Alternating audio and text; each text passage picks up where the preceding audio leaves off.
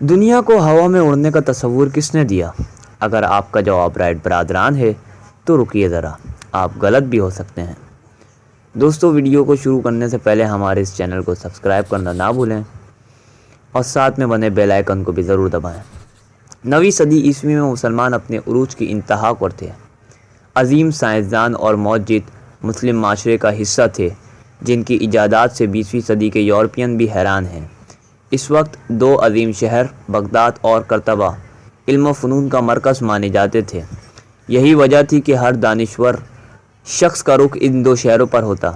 دوستو، اس عروج کے دنوں میں عباس ابن فرناس کا جنم ہوا، جن کے آباء و اجداد کا تعلق شمالی افریقہ سے تھا اور وہ ہجرت کر کے اندلس آئے۔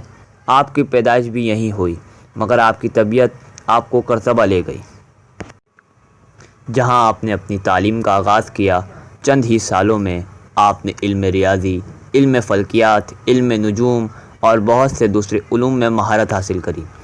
ان سب کے باوجود آپ کی جستجو کا اہم مرکز ہوا میں اڑتے وہ پرندے تھے جن کو دیکھ کر آپ اس تصور میں گم ہو جاتے کہ کیا انسان بھی یوں ہوا میں اڑ سکتا ہے۔ دوستو، اس سوچ نے آپ کو نئے نئے تجربوں کا شوق دیا اور آپ کم و بیش 30 سال تک اس جستجو میں لگے رہے اور بالآخر لوگوں کے سامنے آپ نے باقاعدہ ہوا میں اڑنے کا اعلان کر دیا۔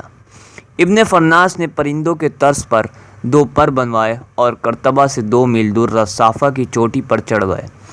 دوستو، انہوں نے اپنے جسم سے پر جوڑ لیے اور پہاڑ پر چڑھ گئے۔ لوگ بڑی تعداد میں یہ منظر دیکھ رہے تھے اور یہ تصور کر رہے تھے کہ اس سائنسدان کی تو ہڈیاں تک سلامت نہیں رہیں گی، مگر ابن فرناس نے ایک نظر عوام کی طرف کی اور پہاڑ سے چھلانگ لگا دی اور ہوا میں یوں اڑنے لگے جیسے ایک پرندہ ہوا میں اڑتا ہے۔ آج کے حساب سے 10 منٹ تک آپ نے ہوا میں پرواز کری اور بحفاظت ایک میدان میں اتر گئے۔ دوستو، یہ دنیا کی پہلی پرواز تھی۔ ابن فرناس نے آج سے 1200 سال پہلے کی، مگر ان سب کے باوجود اس عمل کو پایہ تکمیل میں پہنچنے کو صدیاں گزر گئی اور بالآخر 1910 میں یہ کام رائٹ برادران کے ہاتھوں پورا ہوا۔ ابن فرناس کی خدمات کے بدولت ان کا ایک عالیشان مجسمہ بغداد ایئرپورٹ پر بھی نصب ہے۔